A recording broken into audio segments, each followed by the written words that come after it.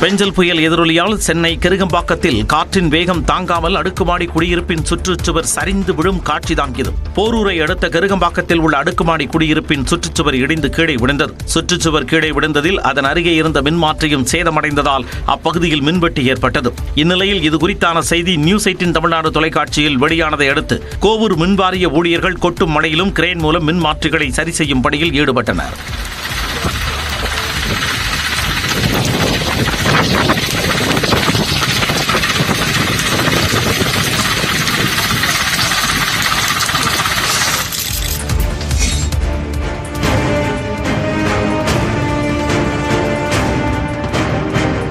சென்னை மதுரவாயலை அடுத்த வானகரத்தில் பலத்த காற்று வீசியதில் பேனர்களில் மின்கம்பிகள் உரசி தீப்பொறி ஏற்பட்டதால் மக்கள் அச்சமடைந்தனர்.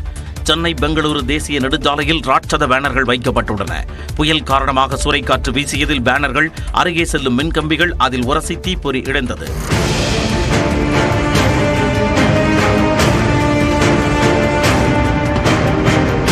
இதைத் தொடர்ந்து அங்கு மின்கம்பி அறுந்து விழுந்ததால் மக்கள் அலறி அடித்து ஓட்டம் பிடித்தனர்.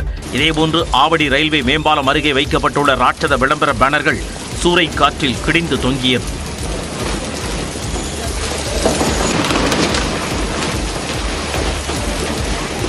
பேனரில் இருந்த இரும்பு கம்பிகளும் ஆடியதால் வாகன ஓட்டிகள் அச்சமடைந்தனர்.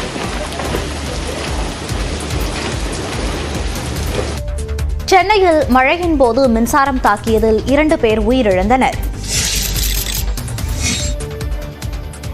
பெஞ்சல் புயல் எதிரொலியாக மூடப்பட்ட சென்னை விமான நிலையம் நள்ளிரவு 1 மணி முதல் மீண்டும் செயல்பட தொடங்கியது. வெளுத்து வாங்கிய கனமழையால் சென்னை விமான நிலைய ஓடுபாதையில் தண்ணீர் தேங்கியது. சென்னை விமான நிலையம் தற்போதைய நிலவரம்.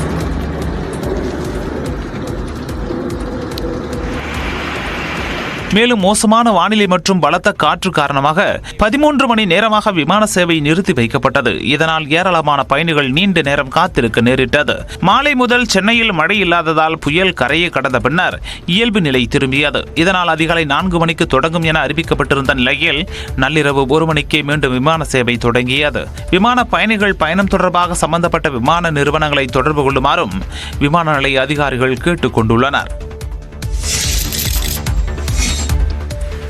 ஆவடி ரயில் நிலையத்தில் இருந்து எக்ஸ்பிரஸ் ரயில்கள் இயக்கப்பட்டதால் அங்கு மக்கள் கூட்டம் அலைமோதியது.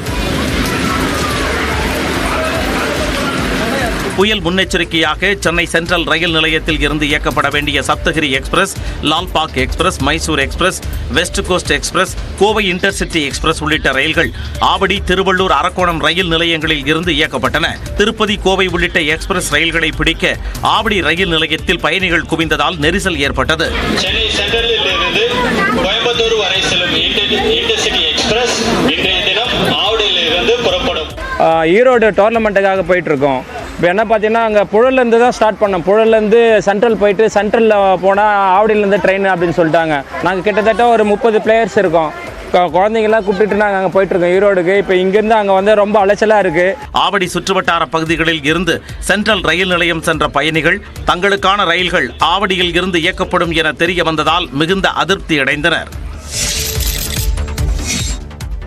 சென்னை பாரிமுனை அருகே தனியார் வங்கியின் ஏடிஎம்மில் பணம் எடுக்க சென்றவர் மின்சாரம் தாக்கி உயிரிழந்த சம்பவம் சோகத்தை ஏற்படுத்தியுள்ளது. உத்தரப்பிரதேசத்தைச் சேர்ந்த 20 வயதான சாந்தன் என்பவர் முத்தியால்பேட்டையில் உள்ள தனியார் வங்கி ஏடிஎம்மிற்கு சென்றிருந்தார். திரும்பி வந்தபோது தண்ணீரில் தடுமாறிய அவர் ஏடிஎம் மையத்தின் அருகே இருந்த கம்பியை தொட்டபோது மின்சாரம் தாக்கி சம்பவ இடத்திலேயே உயிரிழந்தார். சாலையில் தேங்கிய தண்ணீரில் அவரது உடல் மிதந்ததைக் கண்டு அதிர்ச்சியடைந்த மக்கள் அவரை மீட்டனர்.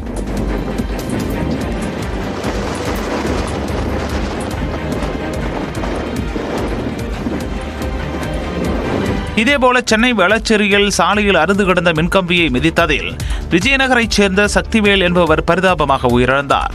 இதனிடையே சக்திவேலின் குடும்பத்திற்கு இரங்கல் தெரிவித்துள்ள முதலமைச்சர் மு.க. ஸ்டாலின் 5 லட்சம் ரூபாய் நிவாரணம் வழங்கப்படும் என அறிவித்துள்ளார்.